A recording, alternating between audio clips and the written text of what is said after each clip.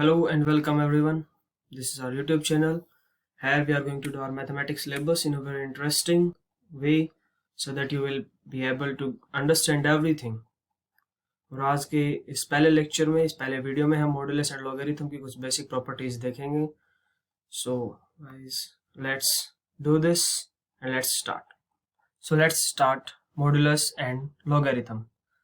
तो जो सबसे पहला क्वेश्चन है वो अराइज होता है, वो ये है कि व्हाट इज मोड. मोड आखिर होता क्या है, व्हाट इज मोड. तो इसका सिंपली अगर मैं आंसर दूं तो मोड एक फंक्शन है. अब फंक्शन क्या होता है ये हम फर्दर पढ़ेंगे, लेकिन फंक्शन एक आप यूं समझ सकते हैं, मैथ्स का कोई भी फॉर्मूला, कोई भी फंक्शन जो होता है वो एक मशीन की तरह होता है. It's just like a simple machine. जैसे ये कोई मशीन है, ये मैथ्स की एक मशीन है जो हमसे, यानी हम जैसे कोई इनपुट देंगे जो सिंपली जो हमारी डेली लाइफ में मशीन करती है, कुछ उसी टाइप का आउटपुट हमें ये मशीन्स देती हैं और इसके बदले में ये हमें एक आउटपुट देती है. तो हर मशीन का एक स्पेसिफिक इनपुट होगा तो उसके रिगार्डिंग उसका कोई स्पेसिफिक आउटपुट भी होगा. यानी अगर मैं कोई एग्जांपल लूं, जैसे एक मिक्सचर है, अगर किसी मिक्सचर में हम ऑरेंज डालेंगे तो वो ऑरेंज जूस देगा उसके रिगार्डिंग. ऑरेंज जूस उसके करस्पॉन्डिंग जो रिजल्ट था, इस इनपुट के करस्पॉन्डिंग जो हमारा रिजल्ट था ऑरेंज के करस्पॉन्डिंग, वो था ऑरेंज जूस का. लेकिन अगर मैं वहीं इसमें डालूं एप्पल तो उसके रिगार्डिंग हमें मिल जाएगा एप्पल जूस. यानी कि ये एक मशीन है जो ऑरेंज को इनपुट लेती है, यानी किसी भी फ्रूट को एज एन इनपुट लेती है, या और उसके आउटपुट में हमें जूस एज एन आउटपुट देती है. Sorry, orange as an input and orange juice as an output. लेकिन अगर मैं वहीं ये बोल दूं कि मैंने इस मिक्सचर को एज एन इनपुट स्टोन दिया, यानी कुछ पत्थर डाल दिए, तो क्या हमें आउटपुट मिलेगा? नहीं, ये ब्रोक हो जाएगा, यानी कि ये काम नहीं करेगा. तो स्टोन एज एन इनपुट देने पे इसका कोई आउटपुट नहीं आया. यानी किसी भी मशीन के लिए उसका जो इनपुट होता है वो उसके लिए एक स्पेसिफिक होता है, यानी कोई उसकी एक कंडीशंस होती हैं कि मैं एज एन इनपुट ये चीजें गेन कर सकती हूँ. इस मशीन की ये कंडीशंस होती हैं. सो उस इनपुट के रिगार्डिंग उसका आउटपुट भी फिक्स्ड होगा कि आउटपुट में हमें यही मिलेगा, ये भी फिक्स्ड होगा. ऐसा तो नहीं है कि हम उसमें जैसे ऑरेंज डालें और हमें बदले में मिल रहा हो एप्पल जूस. ऐसा तो बिल्कुल नहीं है. वो एक स्पेसिफिक इनपुट के रिगार्डिंग उसका एक स्पेसिफिक आउटपुट भी होता है. तो ये होती है सिंपली एक मशीन. सो मैथ्स का हर एक फॉर्मूला जनरली एक मशीन जैसा ही काम करता है. तो अगर मैं बोलूं कि मॉड्यूलस भी एक मशीन है, तो हमारा सबसे पहला सवाल होगा कि सर ये मशीन एज एन इनपुट क्या लेती है, एज एन आउटपुट क्या देती है, ये काम कैसे करती है, ये दिखती कैसी है. So all this type of questions जो मॉड्यूलस में हम देखने वाले हैं कि ये किस टाइप की मशीन है और ये किस तरह से काम करती है. तो सबसे पहला जो क्वेश्चन है वो ये कि ये दिखती कैसी है, how does it look like, यानी इसका सिंबल, या अगर मैथ्स की लैंग्वेज में कहूं तो ये सिंबल, ये दिखती कैसी है. It just simply looks like two parallel lines between, और जो इसके बीच में होता है उसे हम इसका कहते हैं इनपुट, या जो हमने इसे दिया, जो हम इसको प्रोवाइड करवा रहे हैं वो हो जाएगा.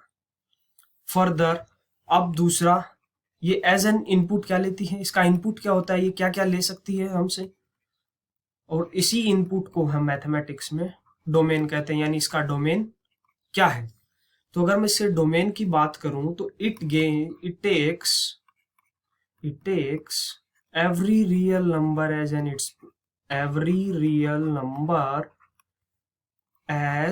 It's input. यानी कि इसमें हम कोई भी रियल नंबर पुट करेंगे. रियल नंबर का मतलब सर, तो रियल नंबर का सिंपली मतलब हो गया, अगर मैं कहूं कि मैंने इस मॉड्यूलस मशीन को 3 दिया तो क्या ये 3 ले लेगा? हाँ बिल्कुल 3 ले लेगा. क्या मैं इसमें -6.9999 दे सकता हूँ? हाँ बिल्कुल दे सकते हैं। क्या मैं इसमें 6/7 दे सकता हूँ? हाँ बिल्कुल दे सकते हैं। क्या मैं इसमें -3/555 दे सकता हूँ? हाँ बिल्कुल दे सकते हैं। हम इसमें जो चाहें वो रियल नंबर इसमें इनपुट दे सकते हैं। क्या हम इसमें 0 दे सकते हैं? हाँ दे सकते हैं। यानी माइनस इनफाइनाइट से प्लस इनफाइनाइट हम इसमें कोई भी नंबर एज एन इनपुट इसे प्रोवाइड करवा सकते हैं। यानी अगर मैं इस डोमेन को थोड़ा अच्छे से लिख दूं तो ये हो जाएगा डोमेन हमारा डोमेन हो जाएगा, वो हो जाएगा -इनफाइनाइट टू प्लस इनफाइनाइट, कोई भी नंबर हम इसमें एज एन इनपुट प्रोवाइड करवा सकते हैं। ये हमारा हो गया इसका इनपुट। नेक्स्ट हमारा आता है कि सर ये आउटपुट क्या देती है। अब ये आउटपुट क्या देगी? इस आउटपुट को हम मैथमेटिक्स में सिंपली रेंज कहते हैं कि इसकी रेंज क्या होती है, कि क्या क्या हमें एज एन आउटपुट प्रोवाइड करवा सकती है ये मशीन, यानी ये मोड हमें क्या क्या प्रोवाइड करवा सकता है। तो अगर मैं इसको सिंपली, इसका जो आउटपुट होता है जनरली इसी का नहीं, हर एक फंक्शन का, हर एक मशीन का आउटपुट हम ये सोच के निकाल सकते हैं कि वो काम किस तरीके से करती है। तो अगर मैं सिंपली इसके काम के बारे में बताऊं तो ये इसे कोई भी रियल नंबर दो, ये उसे पॉजिटिव रियल नंबर में कन्वर्ट कर देता है। यानी अगर, या फिर जीरो, अगर जीरो दिया तो जीरो, बाकी उसके अलावा कोई भी नंबर दे बिना न्यूमेरिक वैल्यू चेंज किए, without changing its numeric value, no change in numeric value, बिना न्यूमेरिक वैल्यू में चेंज किए ये उस फंक्शन को, या सॉरी उस नंबर को पॉजिटिव बना देता है। अगर वो पहले से पॉजिटिव है तो ये उसमें कोई भी छेड़छाड़ बिना किए उसे एज एन आउटपुट दे देगा। ऐसा कैसा? यानी जैसा हमने दिया वैसा का वैसा उस तरफ। लेकिन अगर हम कोई नेगेटिव नंबर देते हैं तो उसे ये पॉजिटिव में कन्वर्ट कर देता है। यानी अगर हमने इसे पॉजिटिव दिया, हमने इसे नेगेटिव दिया, या हमने इसे जीरो दिया, तो जब हमने इसे पॉजिटिव दिया तो ये एज इट इज दे देगा, और नेगेटिव को भी पॉजिटिव में और जीरो को भी जीरो में, यानी साइन चेंज कर दिया, साइन चेंज्ड। तो अगर हम इसके आउटपुट की अब अगर बात करें तो इसका आउटपुट क्या हो गया? अगर मैं इसके आउटपुट की बात करूं तो इसका आउटपुट हो गया, इट गिव्स पॉजिटिव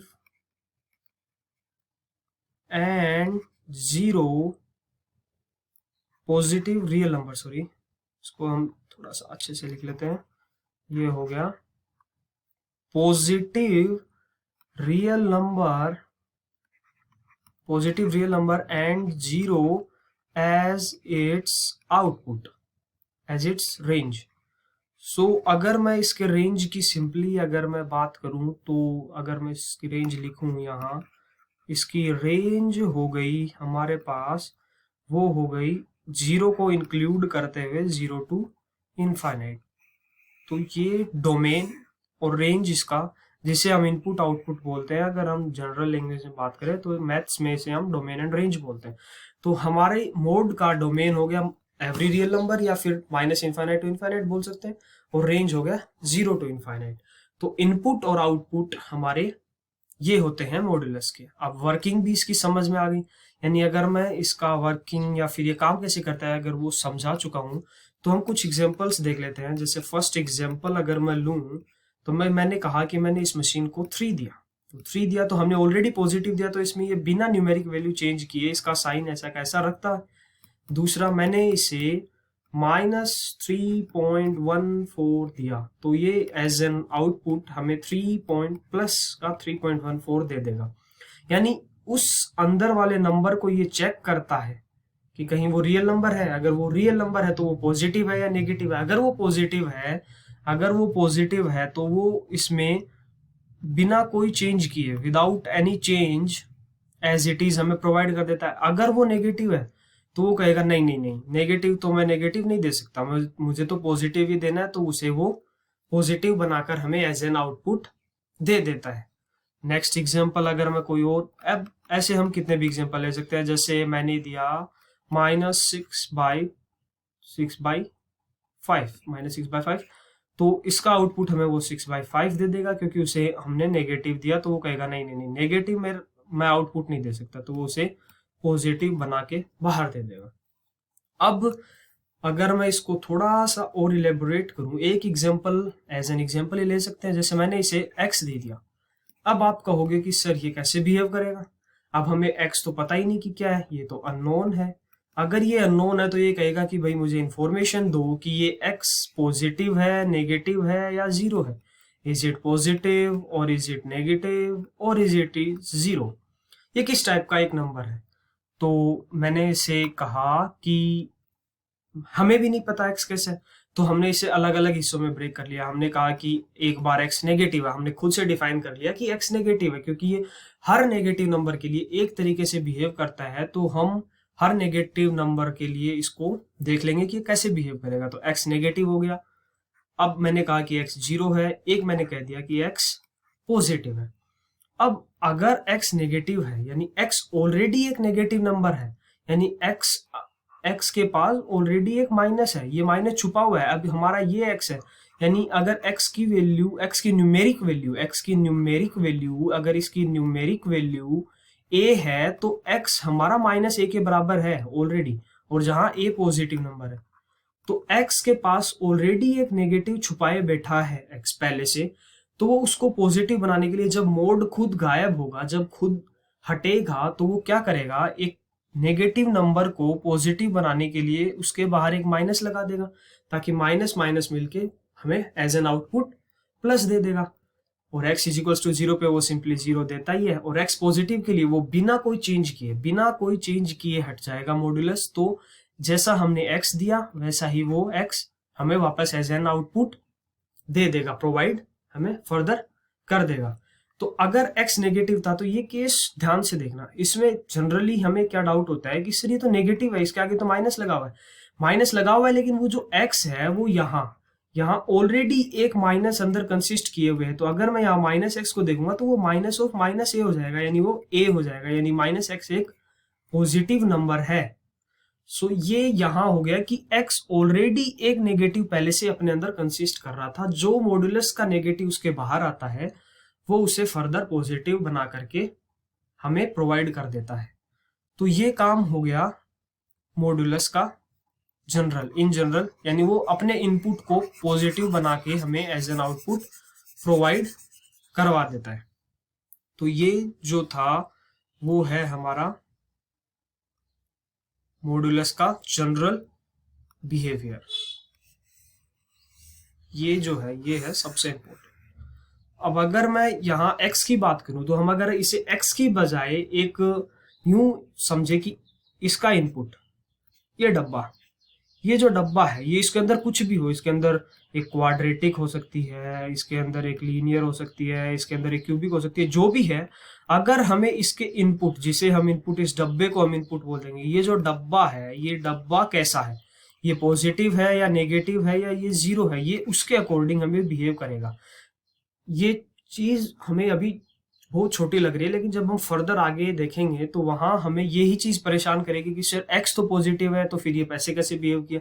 हमें x को नहीं देखना, हमें इस मोड के इसके अंदर जो इनपुट है, इस पूरे इनपुट का बिहेवियर चेक करना है कि ये कैसा बिहेव करता है, ये पॉजिटिव है या ये नेगेटिव है या ये जीरो है। हमें सिर्फ इसे देखना है, ना कि x को। जैसे x² + x + 1 है, इसमें क्वाड्रेटिक है, हमें इस x को नहीं देखना कि x पॉजिटिव है, नेगेटिव है, जीरो है।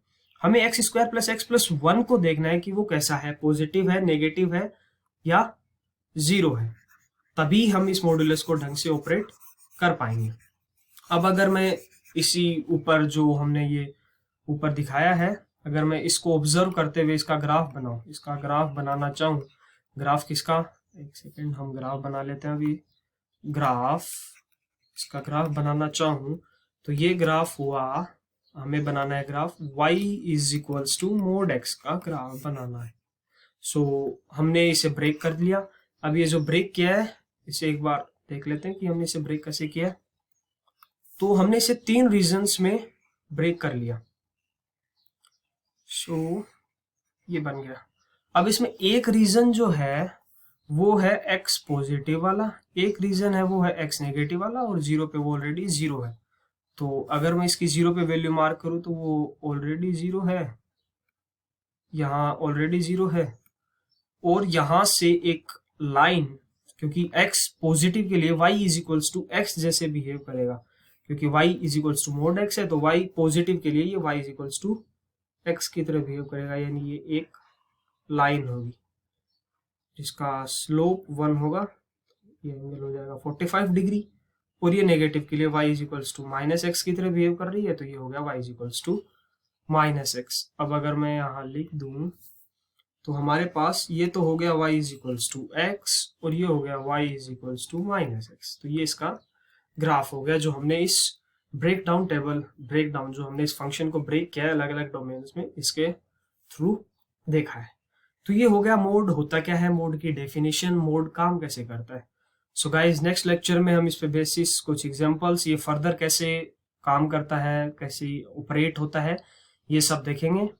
सो गाइज चैनल को सब्सक्राइब कर दें और बेल आइकन को हिट कर दें ताकि आपको नोटिफिकेशन मिल जाए, और ये नोट्स आप डिस्क्रिप्शन लिंक से डाउनलोड कर सकते हैं, और कुछ शॉर्ट नोट्स जो लॉगरिथम और मॉड्यूलस पे हैं वो भी आप डिस्क्रिप्शन लिंक से डाउनलोड कर सकते हैं। Thank you and stay tuned. Thank you.